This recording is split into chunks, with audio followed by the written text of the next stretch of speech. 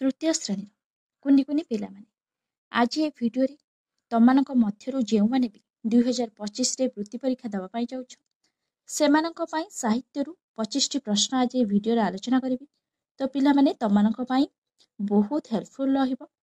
ତ ପିଲାମାନେ ତା ପୂର୍ବରୁ ତମମାନେ ଯଦି ଏହି ଚ୍ୟାନେଲରେ ନୂଆ ଅଛ ତାହେଲେ ଜଲ୍ଦି ଚ୍ୟାନେଲଟିକୁ ସବସ୍କ୍ରାଇବ୍ କରିଦିଅ। ତା ସହିତ ପାଖରେ ଥିବା ବେଲ୍ ଆଇକନକୁ ଦବାଇ ଦିଅ। ତ ପିଲାମାନେ ଯାହା ଫଳରେ ମୁଁ ଯେତେବେଳେ ବି ଏହିଭଳି ଭିଡ଼ିଓ ଅପଲୋଡ଼ କରିବି ସଙ୍ଗେ ସଙ୍ଗେ ତମମାନଙ୍କ ପାଖକୁ ନୋଟିଫିକେସନ୍ ଚାଲିଯିବ। ତମମାନେ ଘରେ ବସି ଏହିଭଳି ଭିଡ଼ିଓ ପାଇପାରିବ। ତ ପିଲାମାନେ ସାହିତ୍ୟରୁ 25ଟି ପ୍ରଶ୍ନ ଆମେ ଏହି ଭିଡ଼ିଓରେ ଆଜି ଆମେ ପଢ଼ିବା। ତ ଦେଖିବା 1 ନମ୍ବର ପ୍ରଶ୍ନ କ'ଣ ଅଛି। 1 ନମ୍ବର ପ୍ରଶ୍ନ ପିଲାମାନେ ଅଛି, ତେବେ ଆଜିଠାରୁ ଏହି ନୂଆ ଅସ୍ତ୍ର ଆରମ୍ଭ ହେବ ଏ କଥା କିଏ କହିଥିଲେ? ତ ପିଲାମାନେ ତମମାନେ ସାହିତ୍ୟ ବହିରେ ପଢ଼ିଥିଲ। ଅପସନ୍ ଅଛି ଦଳ ବେହେରା, କରୁଣାକର, ବକ୍ସି ଜଗବନ୍ଧୁ, ଜୟ ରାଜଗୁରୁ। ତ ପିଲାମାନେ ଏ କଥା କିଏ କହିଥିଲେ? ତେବେ ଆଜିଠାରୁ ଏହି ନୂଆ ଅସ୍ତ୍ର ଆରମ୍ଭ ହେବ। ତ ଏ କଥା ବକ୍ସି ଜଗବନ୍ଧୁ କହିଥିଲେ। ତ ପିଲାମାନେ ବହୁତ ଇମ୍ପୋର୍ଟାଣ୍ଟ ଅଛି, ତମମାନେ ମନେ ରଖିବ। ତେବେ ଆଜିଠାରୁ ଏହି ନୂଆ ଅସ୍ତ୍ର ଆରମ୍ଭ ହେବ ଏ କଥା ବକ୍ସି ଜଗବନ୍ଧୁ କହିଥିଲେ। ତ 2 ନମ୍ବର ପ୍ରଶ୍ନ ଦେଖିବା ପିଲାମାନେ କ'ଣ ଦେଇଛି।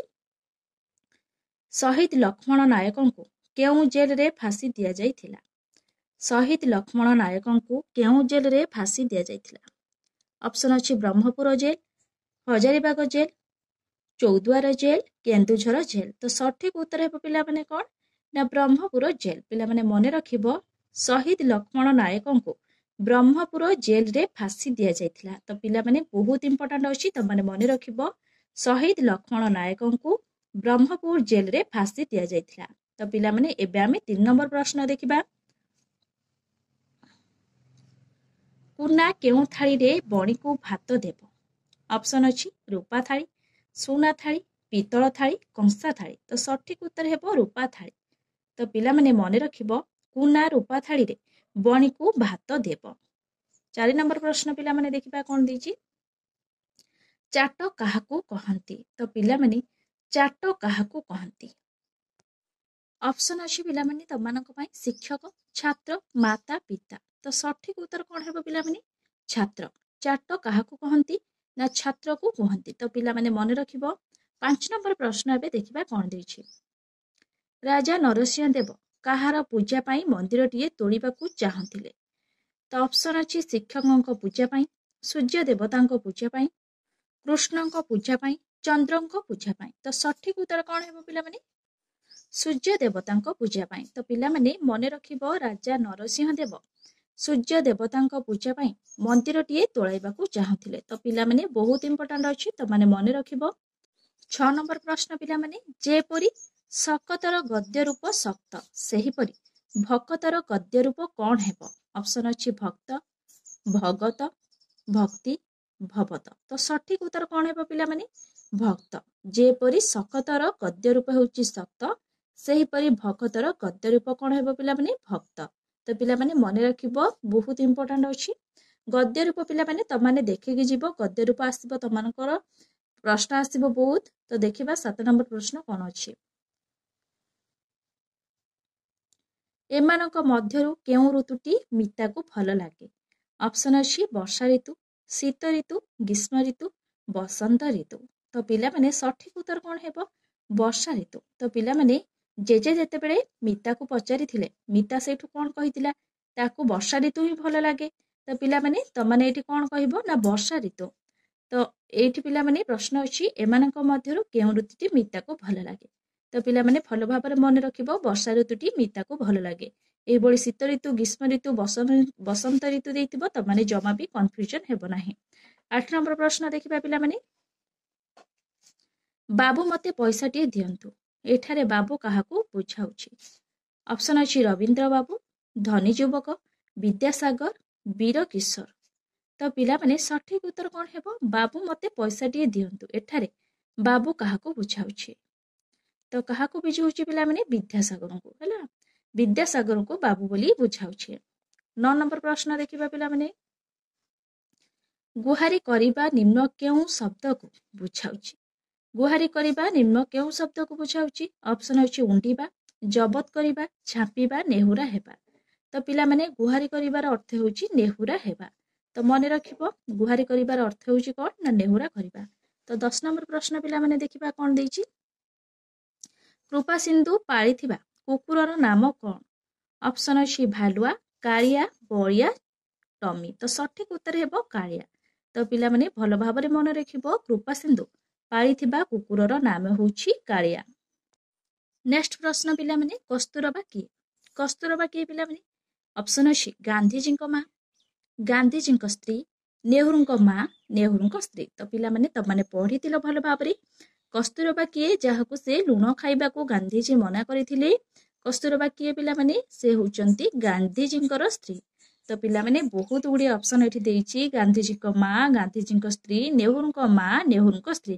ତ ପିଲାମାନେ ଜମା ବି କନଫ୍ୟୁଜନ ହେବ ନାହିଁ। କସ୍ତୁରବା ହେଉଛନ୍ତି କିଏ? ନା ଗାନ୍ଧୀଜୀଙ୍କ ସ୍ତ୍ରୀ। ତ ପିଲାମାନେ ଭଲ ଭାବରେ ମନେ ରଖିବ, ଜମା ବି ଭୁଲିବ ନାହିଁ। 12 ନମ୍ବର ପ୍ରଶ୍ନ ଦେଖିବା ପିଲାମାନେ କାନ୍ଧକୁ କାନ୍ଧ ମିଳାଇ ଠିଆ ହୁଅନ୍ତି ଧାଡ଼ିର ଅର୍ଥ କ'ଣ ବୁଝାଉଛି?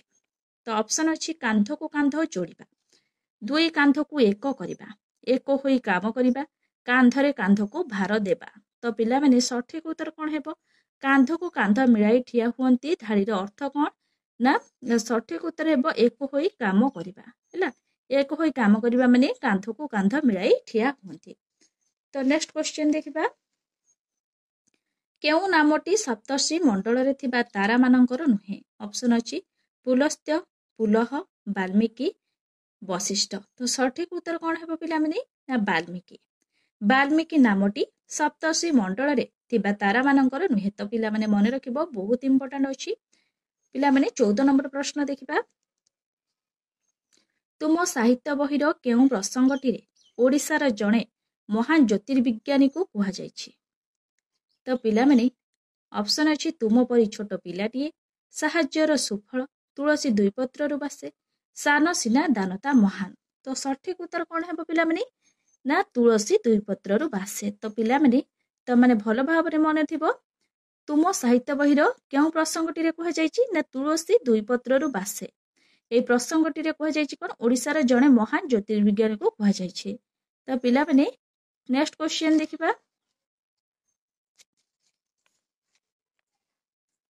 ଶୂନ୍ୟ ଶବ୍ଦ ପରେ ନିମ୍ନ କେଉଁ ଶବ୍ଦଟି ବସିବ? ଅପସନ୍ ଅଛି ବୁଦ୍ଧି, ମେଘ, ଆକାଶ, ଗ୍ରନ୍ଥ। ତ ସଠିକ ଉତ୍ତର କ'ଣ ହେବ ପିଲାମାନେ? ନା ଆକାଶ। ଶୂନ୍ୟ ଶବ୍ଦ ପରେ ଆକାଶ ଶବ୍ଦଟି ବସିବ। ଶୂନ୍ୟ ଆକାଶ। ତ ପିଲାମାନେ ଏଇଭଳି କୁହାଯାଏ ନା ନାହିଁ? ଶୂନ୍ୟ ଆକାଶ। ହେଲା, ଶୂନ୍ୟ ଶବ୍ଦ ପରେ ତାହେଲେ କେଉଁ ଶବ୍ଦଟି ବସିବ? ନା ଆକାଶ ଶବ୍ଦଟି ବସିବ। ତ ପିଲାମାନେ ଶୂନ୍ୟ ବୁଦ୍ଧି କୁହାଯାଇ ପାରିବ ନାହିଁ, ଶୂନ୍ୟ ମେଘ ମଧ୍ୟ କୁହାଯାଇ ପାରିବ ନାହିଁ, ଶୂନ୍ୟ ଆକାଶ କୁହାଯାଇ ପାରିବ, ଶୂନ୍ୟ ଗ୍ରନ୍ଥ କୁହାଯାଇ ପାରିବ ନାହିଁ। ତ ତେଣୁକରି ଶୂନ୍ୟ ଶବ୍ଦ ପରେ କେଉଁ ଶବ୍ଦଟି ବସିବ? ନା ଶୂନ୍ୟ ଆକାଶ। ହେଲା, ଶୂନ୍ୟ ଆକାଶ ଶବ୍ଦଟି ବସିବ। ତ 16 ନମ୍ବର ପ୍ରଶ୍ନ ଦେଖିବା। ଏବେ କ'ଣ ଦେଇଛି? ନିର୍ମାଣରୁ ନିର୍ମିତ ହୁଏ, ସେହିପରି ସ୍ନାନରୁ କ'ଣ ହେବ? ତ ପିଲାମାନେ ସ୍ନାନରୁ କ'ଣ ହେବ? ଅପସନ୍ ଅଛି ସ୍ନାନିତ, ନା ସିନାନ, ସ୍ନାତ, ନା ସାନିତ। ତ ପିଲାମାନେ ଯେପରି ନିର୍ମାଣରୁ ନିର୍ମିତ, ସେଇଭଳି ସ୍ନାନରୁ ସ୍ନାତ। ହେଲା, ମନେ ରଖିବ ପିଲାମାନେ। ତାପରେ କ୍ୱେଶ୍ଚନ ଦେଖିବା ପିଲାମାନେ କ'ଣ ଦେଇଛି। ଖଣ୍ଡପଡ଼ା ସହିତ କେଉଁ ମହାପୁରୁଷଙ୍କର ସମ୍ପର୍କ ରହିଛି? ଅପସନ୍ ହେଉଛି ମଧୁବାବୁ, ଗୋପବନ୍ଧୁ, ବକ୍ସି ଜଗବନ୍ଧୁ, ପଠାଣି ସାମନ୍ତ। ତ ପିଲାମାନେ ଖଣ୍ଡପଡ଼ା ସହିତ ପଠାଣି ସାମନ୍ତଙ୍କର ସମ୍ପର୍କ ରହିଛି। ତ ପିଲାମାନେ ତମାନଙ୍କ ମନରେ ପ୍ରଶ୍ନ ଆସୁଥିବ କାହିଁକି? ଯେହେତୁ ପିଲାମାନେ ତୁଳସୀ ଦୁଇ ପତ୍ରରୁ ବାସେ, ଏହି ବିଷୟଟିକୁ ଆମେ ପଢ଼ିଲା ସମୟରେ ଆମେ ପଢ଼ିଥିଲେ କ'ଣ? ନା ପଠାଣି ସାମନ୍ତ ଖଣ୍ଡପଡ଼ାରେ ଜନ୍ମଗ୍ରହଣ କରିଥିଲେ, ସେଥିପାଇଁ ପଠାଣି ସାମନ୍ତଙ୍କର ଖଣ୍ଡପଡ଼ା ସହିତ କ'ଣ ସମ୍ପର୍କ ରହିଛି? ତ ପିଲାମାନେ ଏହାର ସଠିକ ଉତ୍ତର କ'ଣ ହେବ? ନା ପଠାଣି ସାମନ୍ତ। ହେଲା, ଖଣ୍ଡପଡ଼ା ସହିତ ପଠାଣି ସାମନ୍ତ ମହାପୁରୁଷଙ୍କର ସମ୍ପର୍କ ରହିଛି। ତ ପିଲାମାନେ ଦେଖିବା ନେକ୍ସଟ କ୍ୱେଶ୍ଚନ କ'ଣ ଅଛି। ପିଲାଟିର ଖୁସି କହିଲେ ଡ୍ୟାସ୍ କେଉଁ ଶବ୍ଦଟି ବସିବ? ତ ପିଲାମାନେ ପିଲାଟିର ଖୁସି କହିଲେ ଡ୍ୟାସ୍ କେଉଁ ଶବ୍ଦଟି ବସିବ? ଅପସନ୍ ଅଛି କ'ଣ ହେବ? ନସରେ, ବହୁତ ହେବ, ଶୁଣିବ। ତ ପିଲାମାନେ ସଠିକ ଉତ୍ତର କ'ଣ ହେବ? ନସରେ। ପିଲାଟିର ଖୁସି କହିଲେ ନସରେ। ନେକ୍ସଟ କ୍ୱେଶ୍ଚନ ପିଲାମାନେ ଦେଖିବା। ନିମ୍ନ କେଉଁ ପ୍ରସଙ୍ଗରେ ଈଶ୍ୱରଚନ୍ଦ୍ର ବିଦ୍ୟାସାଗର ସମ୍ବନ୍ଧରେ କୁହାଯାଇଛି?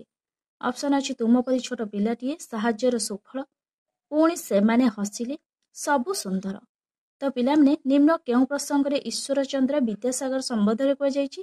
ନା ସାହାଯ୍ୟର ସୁଫଳ। ତ ପିଲାମାନେ ତମାନେ ମନେ ରଖିବ, ସାହାଯ୍ୟର ସୁଫଳ ପ୍ରସଙ୍ଗରେ ईश्वर चंद्र विद्यासागर संबोधन कहुଯାଇଛି। नेक्स्ट क्वेश्चन, बहुत कष्ट रेखांकित शब्दटी बदलाई आमे दिया जाइथिबा केउ शब्दटी व्यवहार कले समान अर्थ पाइबा। तो ऑप्शन अछि अल्प, भारी, ओजनिया, हल्का। तो सठिक उत्तर कौन है पिला माने भारी। बहुत कष्ट रेखांकित शब्दटी बदलाई आमे दिया जाइथिबा कौन भारी शब्दटी व्यवहार कले समान अर्थ पाइबा। तो पिला माने बहुत कष्ट माने कौन भारी ना, अल्प भी हेबो नाही, ओजनिया भी हेबो नाही, हल्का भी हेबो नाही। तो देखिबा पिला माने 23 नंबर प्रश्न कौन देछि, केउ स्थानटी पक्षी मानकर अभयारण्य अटे। ऑप्शन अछि चिलिका, शिमिलीपाल, चंदका, टिकरपड़ा। तो पिला माने सठिक उत्तर कौन हेबो चिलिका। तो पिला माने तमाने जानिथिबो चिलिका स्थानटी पक्षी मानकर कौन अभयारण्य अटे। तो पिला माने देखिबा 24 नंबर प्रश्न कौन अछि, जननी सहित कूलर संपर्क अछि, सेही परि शशीर काहा सहित संपर्क रहिछि। तो पिला माने अच्छा कहिले देखि शशी माने कौन, शशी माने होची कौन पिला माने जह्न हला। ताहले शशी माने जह्न, जह्न सहित काहार संपर्क रहुछि। तो से कहिछि जननी सहित जेपरि कोलर संपर्क रहिछि। जननी माने कौन पिला माने, जननी माने होछि माँ, माँ सहित मार कोल आमे कहि पारंती मार कोल। तो पिला माने माँ सहित जेपरि कोलर संपर्क रहिछि सेही परि शशी, शशी सहित काहार संपर्क रहिछि। शशी माने आमे माने जानिचंती पिला माने जह्न ना। तापरे पिला माने एठी देछि खरा, गान, चंद्र, जोच्छना। तो पिला माने जोच्छना माने कौन, चंद्र किरण ना। शशी होची चंद्र, जोच्छना माने होची किरण। ताहले एठी काहा सहित शशीर संपर्क रहिछि ना, जोच्छना सहित शशीर संपर्क रहिछि हला।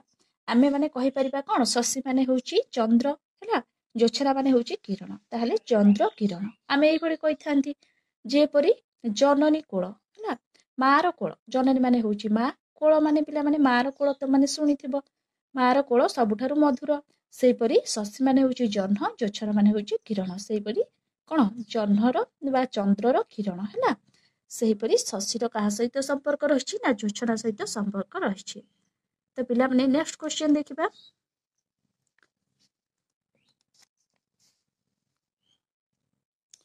मो मार दुख डैश निम्न चारिटी मध्यरु केउटी देई शून्य स्थान पूरण कले ताहा एक वाक्य हेबो। मो मार कष्ट, मो मार दुख डैश। ऑप्शन अछि भारी, बहुत, अति कष्ट, कहिले न सरे, कहिबी केते। तो पिला माने सठिक उत्तर कोन हेबो कहिले न सरे।